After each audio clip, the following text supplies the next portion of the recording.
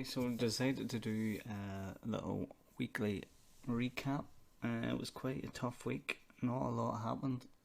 Not a lot that I thought would happen, but still all the same.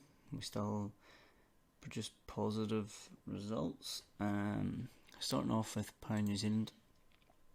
Starting the week looking at this inside week candle. We had this quite bullish candle, and then quite a bullish close on this candle. So I thought if we raided these lows, we'd attack the high. We've just shot lower and lower. We're actually coming into some monthly resistance here.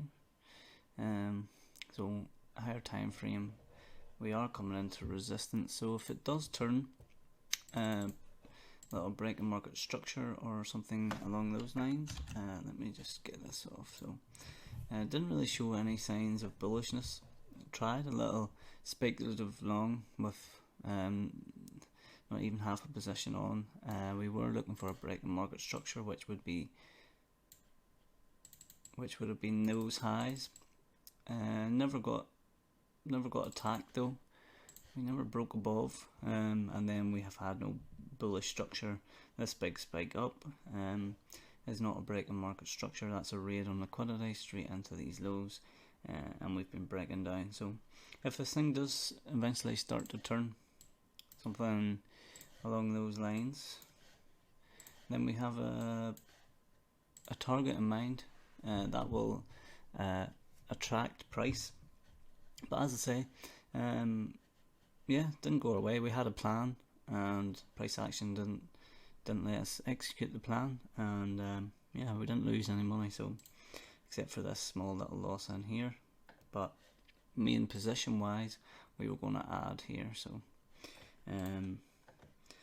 let's move on to euro pound as well. So on the weekly chart we were looking for the three drives higher. So we've spikes, so something like this, spike, and then on this we were looking for a sell-off. We got our drive higher. We've got a little bit of a sell-off, a little bit more to go. I think these lows will get attacked possibly next week, but for this week, what I was looking at, if I can put on the day dividers, was Wednesday's low. I was looking for a close below that, and I'm not glad that we couldn't get in trade and make money, but I'm glad to show you why it's important to wait for the candle close. So this is not a break in market structure. This isn't a break of this low. This is just a raid, and then you can see it quickly goes and takes out the other side. So we do have, they're not making it easy for people to get in short, that's for sure. But we're still on the sidelines. We've had raids up. If you actually look on the daily, this is the pattern that we're looking for in the weekly. So one raid, two raid, and then a drop. So 1, 2, and then we have this drop. So that's what we're looking for in the weekly. Do still think maybe these lows go. So we'll see how Monday unfolds, and we'll have our lows marked out. So looking for a break in market structure to get involved. No big deal.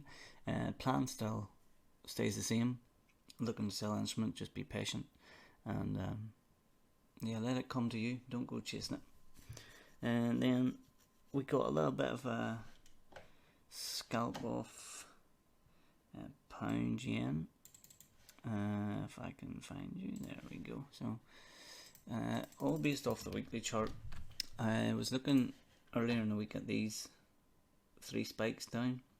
It's not really the candles do not suit the strategy. I need sort of wicky candles, not full body closed candles near the bottom. But then when I seen this happen last week, nice wicky candle, previous wicks, I was looking for a return to at least 50% of this candle. So that's why you'll see that the target was above them highs. If I go down into the H1, it's just targeting above these highs. Last week it was Tuesday's range that had broke market structure. So with Monday's range, Tuesday makes a low, Wednesday does not break the lows here but closes above. We get a retest of the EQ here. Now I was looking at this swing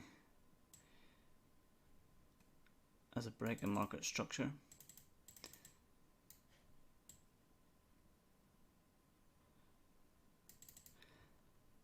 Had this swing market structure broken, what I did was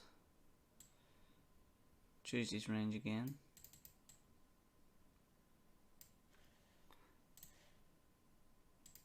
EQ becomes sensitive, so it's the same pattern, same thing was happening.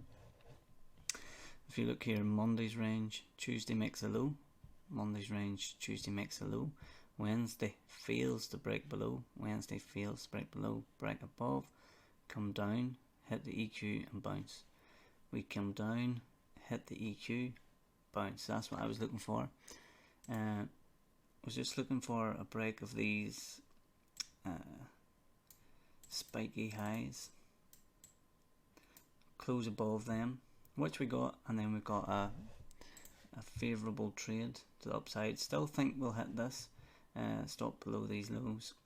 Still think we'll go up and pop this, but we made about 30 pips on that, which isn't too bad. I didn't notice what was going on till almost late on Friday, so just wanted to draw your attention to that, and just how price action moves, how to get in and out of trades. It's just how nice how these, once the daily ranges have been broken, how the EQ works, and just wanted to draw that to your attention.